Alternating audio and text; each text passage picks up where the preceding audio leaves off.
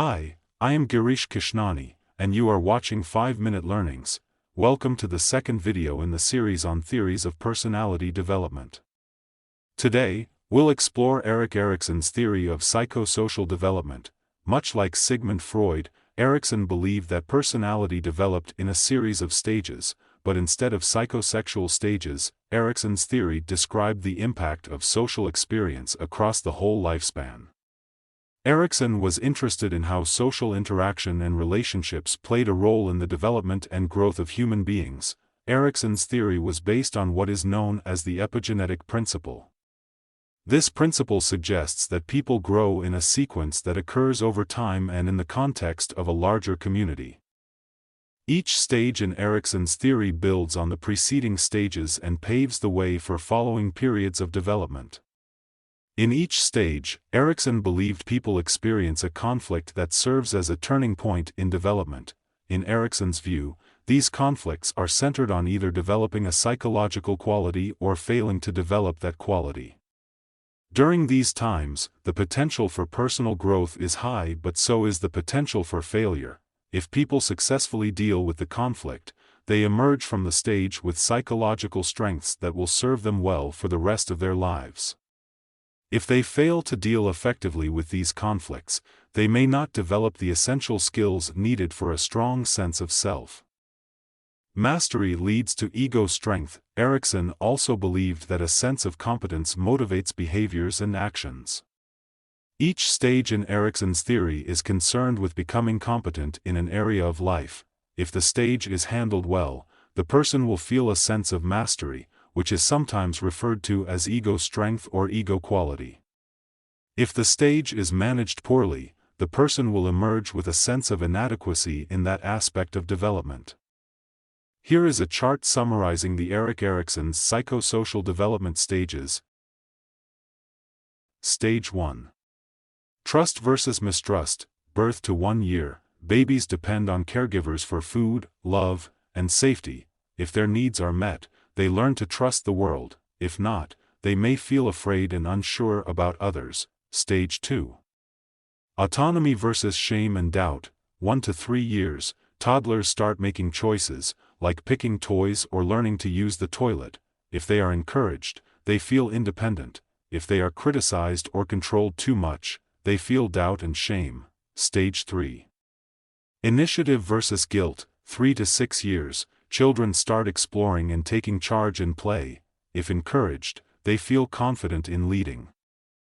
If scolded too much, they feel guilty and hesitant. Stage 4. Industry versus inferiority. 6 to 11 years, kids begin school and learn new skills. If praised for their efforts, they feel capable. If ignored or criticized, they feel like they're not good enough. Stage 5. Identity versus role confusion. 12 to 18 years, teens try to figure out who they are. If they get support, they develop a strong sense of self. If they feel lost or pressured, they may struggle with their identity. Stage 6. Intimacy versus isolation. Young adulthood. 19 to 40 years, young adults seek deep relationships. If they form close bonds, they feel love and connection. If not, they may feel lonely and isolated. Stage 7. Generativity versus stagnation. Middle adulthood. 40 to 65 years, adults want to contribute to the world, through work, parenting, or helping others. If they feel useful, they find meaning in life. If not, they may feel stuck or unfulfilled. Stage 8. Integrity versus despair. Late adulthood. 65 years and beyond, older adults look back on their lives. If they feel proud of their journey, they gain wisdom. If they regret their choices, they may feel bitter or hopeless. Strengths and weaknesses of Erikson's theory. Erikson's theory has its limitations and attracts valid criticisms. One major weakness of psychosocial theory is that the exact mechanisms for resolving conflicts and moving from one stage to the next are not well described or developed. The theory fails to detail exactly what type of experiences are necessary at each stage in order to successfully resolve the conflicts and move to the next stage. One of the strengths of psychosocial theory is that it provides a broad framework from which to view development throughout the entire lifespan. It also allows us to emphasize the social nature of human beings and the important influence that social relationships have on development. Researchers have found evidence supporting Erikson's ideas about identity and have further identified different substages of identity formation. Some research also suggests that people who form strong personal identities during adolescence are better capable of forming intimate relationships during early adulthood.